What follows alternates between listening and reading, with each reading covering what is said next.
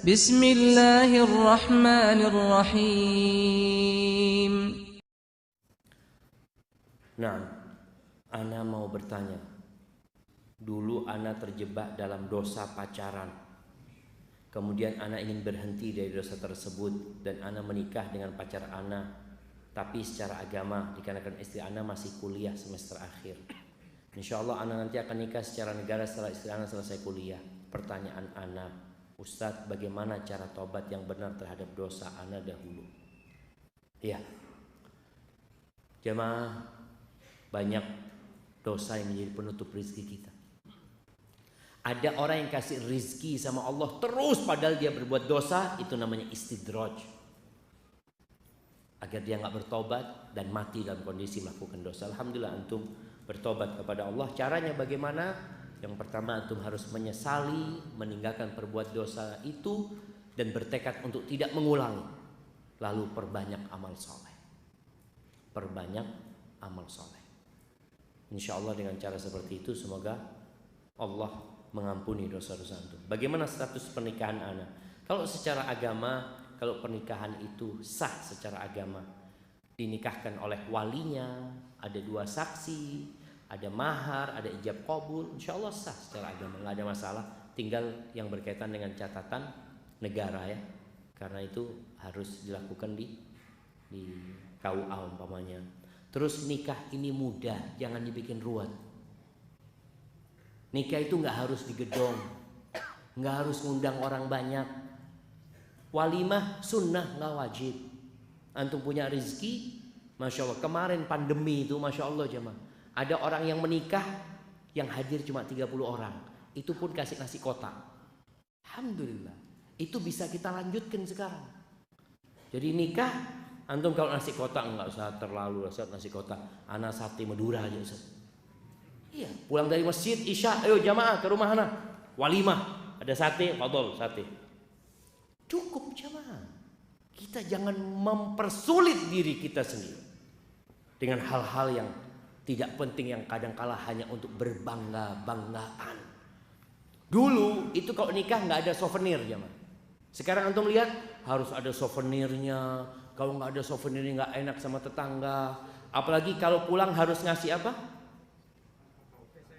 Besek ya. Kasih besek, kasih berkat ke orang-orang itu.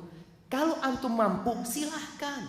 Tapi nggak mampu jangan memberatkan diri. Oh apa kata orang? Biar orang berbicara. Daripada antum harus berhutang, akhirnya susah.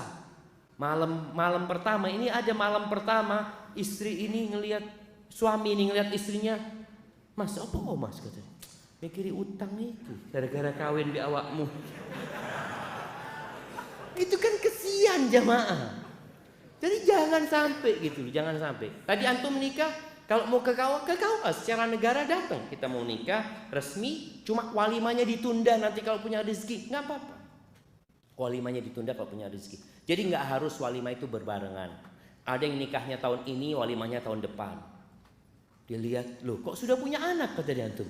Iya kita nikah udah tahun lalu sebenarnya, cuma kita ingin walimah sekarang. Nggak apa-apa jemaah, nggak apa-apa. Ini pertanyaan kedua. Masya Allah, anak cuma dikasih jatah 3 pertanyaan. Ini pertanyaan terakhir berarti. Jika menunda kehamilan dengan alat kontrasepsi dengan tujuan supaya istri Anda bisa fokus skripsian agar tidak stres, mohon solusinya Ustaz. Nah, jadi menunda kehamilan atau mengatur kehamilan itu nggak apa-apa, tapi jangan membatasi, kecuali ada sebabnya. Ada orang enggak, ana 2 anak cukup. Pak Harto berapa anaknya? Berapa Pak Harto anaknya? 5. Betul jemaah. Bung Karno berapa anaknya? Banyak mereka jemaah. Udah ada masalah rezekinya masing-masing. Jadi orang kadang-kadang berpikir 2 anak cukup. Kenapa Ustaz? Kalau banyak anaknya gimana sekolahnya nanti? Ini ada orang anaknya lahir. Ya Allah, ya oh boleh kuliah gue. Anak gaji 2 juta. Ini baru lahir. Nanti dia punya rezeki sendiri dan tidak makan rezeki bapaknya. Kata Allah, nahnu narzuquhum wa iyyakum. Allah mengatakan kami kasih rezeki kepada anak-anak kalian dan kepada kalian juga. Supaya jangan sampai orang tuanya terbebani jemaah. Ketika dia mikir, sampai ada yang menggugurkan jemaah. Ketika ya Allah Ustaz, ana belum siap punya anak Ustaz. Kenapa? Ana masih ngontrak rumah Ustaz. Terus kalau lahir, wallahi jemaah antum tahu. Lihatlah, bukan cuma ana, antum semua merasakan. Ketika antum bujangan, antum punya apa? Ketika antum menikah, ada orang yang bujangan nggak punya mobil, rumah ngontrak. Setelah menikah, alhamdulillah punya rumah. Setelah punya anak, punya mobil. Subhanallah. Anak itu bawa rizkinya sendiri. Maka jangan pernah takut. Insyaallah. Habis sudah pertanyaannya jemaah. Tapi jemaah afan jemaah, karena memang ana dikasih batasan pertanyaannya cuma 3. Yang sudah bertanya belum dijawab, jangan khawatir. Insyaallah. Bisa? Oh bisa lagi jemaah. Masya Allah. Lanjut lagi jemaah.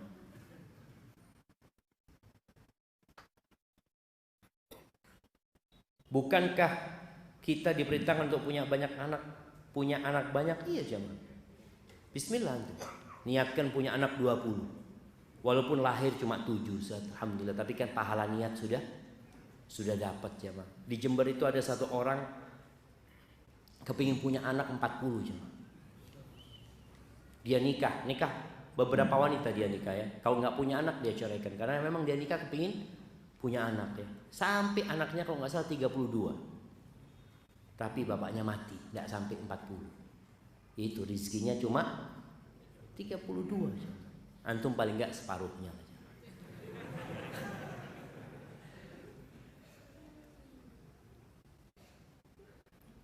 Bagaimana sikap kita ketika takhayul khurafat di masyarakat benar-benar terjadi, namun kita disalahkan ketika kita tidak mengikuti mereka.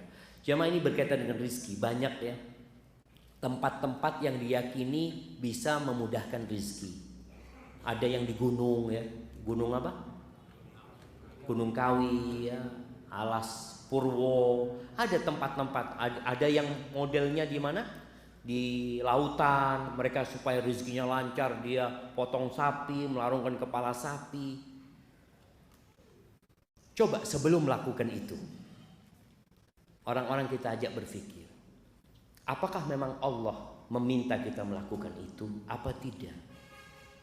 Kalau itu hanya inisiatif kita, apakah inisiatif kita sesuai dengan yang diajarkan Allah dan Rasulnya? Apa tidak? Kalau tidak, tinggalkan jamaah. Karena sebagian berpikir kalau kita tidak melakukan ritual ini, ikannya jadi sedikit Pak Ustaz. Loh, yang ngasih makan ikan itu siapa? Allah Azza wa Jalla. Minta sama Allah. Jangan sampai kita melakukan hal-hal yang tidak disyariatkan. Kadang-kala kita terpaksa mengikutinya, kita tinggalkan, kita minta maaf ya ma. Kita akan dicap sebagai orang yang tidak sosial kadang-kala dengan mereka. Betul. Ya, kita minta maaf. Laksanakan yang diperintahkan. Berbuat baik kepada tetangga, nolong tetangga yang susah. Ketika ada acara-acara yang tidak sesuai dengan syariat, antum minta maaf. Insya Allah masyarakat akan memaklumi antum. Tapi kalau antum yang sunnah nggak dijalani, menutup diri, nggak pernah berinteraksi dengan masyarakat, nggak pernah membantu tetangga, maka antum akan disalahkan sama masyarakat. Maka tolong berbuat baiklah kepada tetangga. Insya Allah tetangga akan memaklumi antum. Antum kalau katakan, afwan, ana nggak bisa ikut acara yang seperti ini, minta maaf. Kalau acara-acara yang lainnya, insya Allah ana ikut. Insya Allah dimaklumi sama masyarakat jamaah. Barakallahu fiikum. Tapi ini kayaknya pertanyaan terakhir. Ustaz, ana sudah bekerja. Insya Allah tetap. Namun ana masih takut untuk menikah karena takut kekurangan. Banyak suami istri cerai karena faktor ekonomi. Mohon nasihatnya. Jamaah, orang menikah itu nggak harus punya kerjaan tetap, tapi harus tetap bekerja. Faham nggak tuh? Jadi kadang-kala orang tua ini mau menerima menantu, ditanya, kamu kerja apa?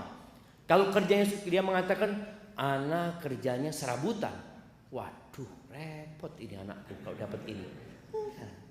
Boleh jadi yang punya pekerjaan tetap di PHK. Berapa banyak yang sudah sukses bangkrut Kalau cari menantu yang semangat bekerja. Bukan punya pekerjaan tetap, artinya dia tetap bekerja. Tentunya orang itu yang agamanya baik dan akhlaknya mulia. Kalau dikatakan di sini takut menikah karena takut kekurangan, Allah Azza wa Jalla di antara yang membuka pintu rezeki ini menikah, jemaah.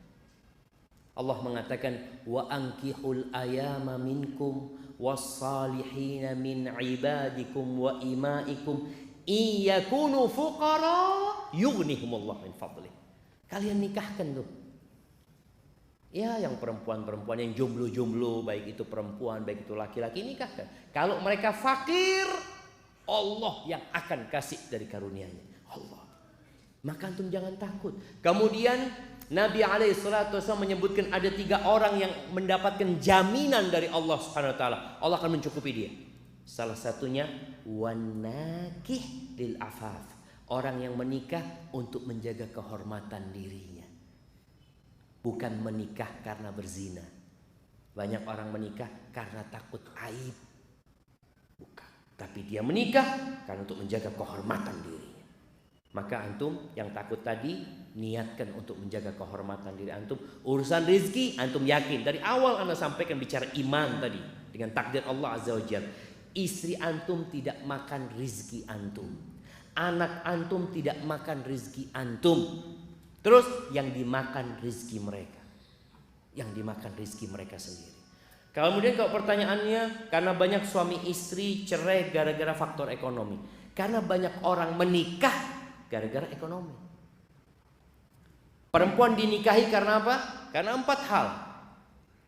Karena kaya, karena cantik, karena bangsawan, yang keempat karena agamanya. Nabi menyebutkan agamanya alaihi salatu wasallam terakhir. Karena kadang-kadang agama ini diabaikan sama orang jemaah. Maka Nabi mengingatkan, fadfar bidzatid din taribat yadak. Beruntunglah engkau kalau dapat perempuan yang agamanya baik. Selamat engkau hidupmu. Maka di sini kalau antum takut perceraian gara-gara ekonomi, cari perempuan yang agamanya baik dan akhlaknya mulia. Yang dia menikahimu bukan karena harta juga. Perempuan itu dengan kecantikannya bisa dapat laki-laki yang kaya. Laki-laki yang kaya walaupun tidak ganteng bisa dapat wanita cantik. Kalau ini yang jadi dasar pernikahan, maka tatkala ada masalah ekonomi mereka akan bercerai. Si istri ngelihat suaminya, aduh kayaknya susah, sudah gugat cerai dia. Makanya banyak wanita ya, anak kesian juga ini, mudah-mudahan fenomena ini tidak banyak terjadi ya. Banyak wanita itu merantau jemaah ke luar negeri. Ke Malaysia ya. Mungkin ke negeri-negeri yang lainnya, ke Arab Saudi, ke Dubai. Gara-gara faktor ekonomi suaminya nggak tanggung jawab. Males bekerja. Karena dia ketika menikah dulu, coba niatnya engkau apa menikah. Kemudian apakah kriteria calon suamimu sesuai dengan yang diperintahkan Nabi SAW? Apakah mau-maumu? Kadang-kadang maunya dia punya suami nggak sholat, punya suami nggak tanggung jawab, hanya dulu karena ngelihat tampan mau menikah dengan dia, maka hendaklah bertobat kepada Allah Azza wa Jalla. Ingat para suami, engkau yang punya kewajiban memberikan nafkah. Kerja semaksimal mungkin, niatkan untuk memberikan nafkah, dan ketika engkau niat itu, insya Allah engkau fi sabilillah, di jalan Allah Subhanahu Wa Taala.